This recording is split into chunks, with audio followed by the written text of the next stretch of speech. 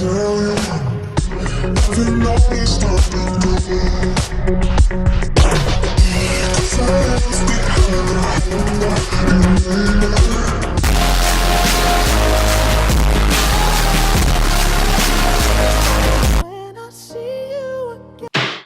nothing harder than an elephant's pussy.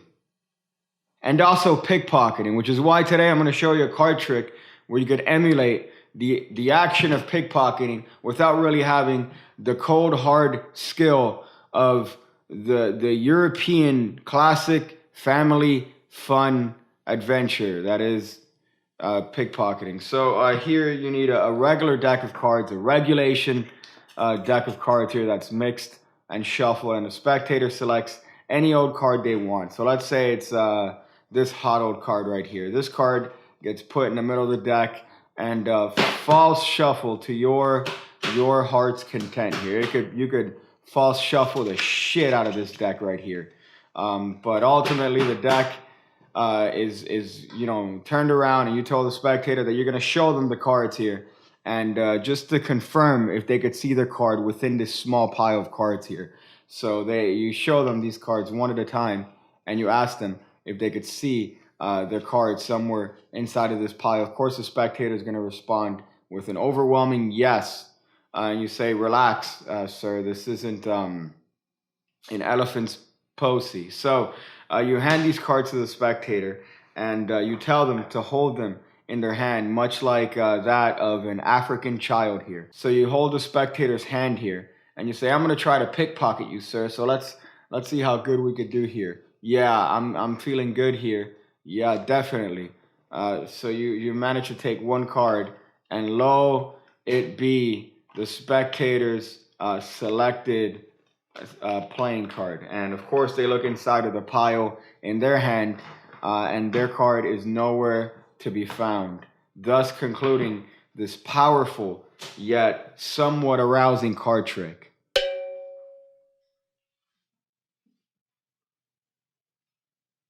I know what you're thinking. How, Mr. Magic Boy, how can I have and experience the hardness of an elephant's pussy? And here it is. Here's how to do it. So you have a spectator select a card, and while the spectator is selecting the card here, you're doing the sneaky action here. Here's the sneaky move right here. You're getting a little pinky break right here below two cards on the left hand of the deck here. So you just have a pinky break right here with two cards right there. So when the spectator is looking at their card, you have all the time in the world to count two cards off for yourself, put your pinky in there like it's an elementary school prom, and you're ready to go. So when the spectator returns the card to the deck, they're putting it right above your little pinky there. So once you square it up, that pinky break stays, and you're ready to cut that little packet right to the bottom of the deck here. So now their card is actually going to be the third from the face here. You could get that card to the third from the face in whatever way you want. You could use the Illusionist Magic Stream control here to get it to the third from the bottom if you choose to subscribe to that product. However, if you want actual quality magic, you should check out the Any Card at Any Number project at www.pickcake.me. It's a hot item. Rave reviews all around. So now that you've gotten the card to the third position here, you're going to tell the spectator that you're going to show the cards, but not tell you when they see the card, but not to inform you what their card is here. So you're going to go through these cards. You're going to deal one fairly, deal the next one fairly onto the left hand. Then when you deal the next one, that's right, once again, like an elementary school dance recital, you're going to stick your pinky in there, and it's going to traumatize them for many years to come. But once you go over here to peel this card off, you guessed it, we're doing our old friend the Biddle Steal. So this card is going to get squared up with the rest of the deck in the back here as this card gets peeled off into the left hand. And you have now surreptitiously stolen the card here all the way as you are doing the natural action of dealing through these cards. So once you get to a couple cards and you have confirmed to the spectator that they are now autistic, what you do is you hand these cards to the spectator, and you take these cards back, and the spectator will be holding these cards, and you inform them to put these cards in the sandwich-like fashion, much like they're holding the hard erection of a rhinoceros. But this gives you the motivation to put your hands over the deck to palm the top card. That's right. You're going to need a palm here. So really, the misdirection is strong because the attention is on the spectator holding the cards. So they're not really going to be paying attention to your hands much. So you're going to do whatever palm you want. And my preference, my personal pronoun preference, is doing a one-handed top palm, which involves the action of using your pinky to push up on the upper right corner of the deck here, which is going to propel that card into the palm.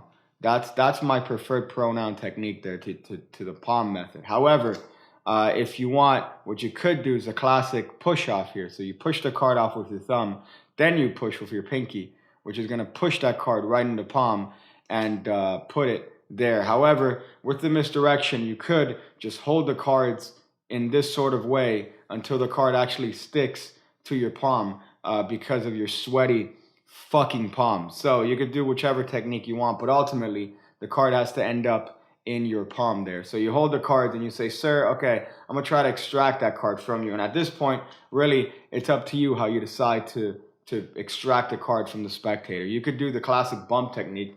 So you could use your left hand as misdirection as you palm the card here and say, oh, see, look, boom, and then steal the card that way. Or you could bump into them and take the card in this sort of pickpocket sort of fashion. If you want to give it a little bit more pizzazz, what you could do is do this sort of action. So put your left hand over their hand, which some would argue is constitutes a sexual harassment, but you're doing it within the confines of a card trick, so anything goes here. Then you're going to reach this other hand inside of the gap you create, and you're going to pretend to remove this card from their palm, and you're going to show that you've taken the four of clubs from their dead stiff hands here. So they can look through this pile of cards on a table and they see that the four of clubs is missing, and you know they're convinced that you have the pickpocket ability of an elephant's pussy. So that's the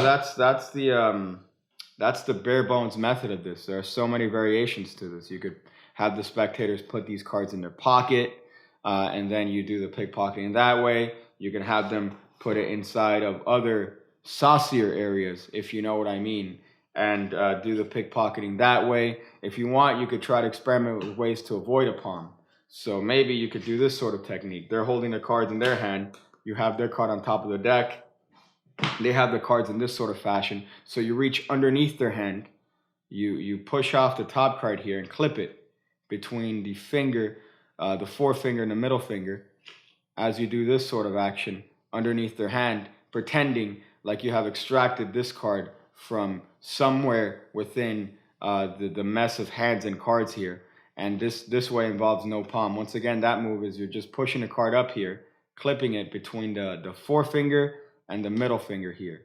And when you extend those fingers, you see what happens.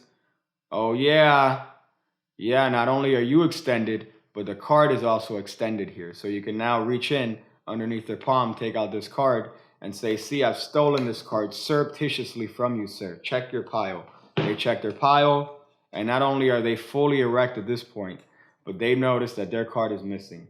So that's a hot pickpocket trick that doesn't require much pickpocket ability. And you don't even need to palm the cards if you choose to do the second method. I hope you enjoyed that enough to do all the things that people usually do on a YouTube video. However, in a way that would help me out, because you're doing it on my channel. So I'm going to go watch cards and elephants make sex. When I see you again, when I see you again, when I see you again, when I see you again, when I see you again, when I see you again, when I see you again, when could never find the right way to tell you. Never noticed nothing good.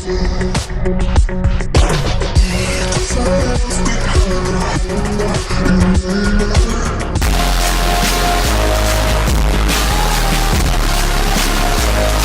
When I see you again. There's nothing harder than an elephant's pussy. And also pickpocketing, which is why today I'm going to show you a card trick where you could emulate the action of pickpocketing without really having the cold hard skill of the European classic family fun adventure that is pickpocketing. So here you need a regular deck of cards, a regulation deck of cards here that's mixed and shuffled, and the spectator selects any old card they want. So let's say it's this hot old card right here. This card gets put in the middle of the deck.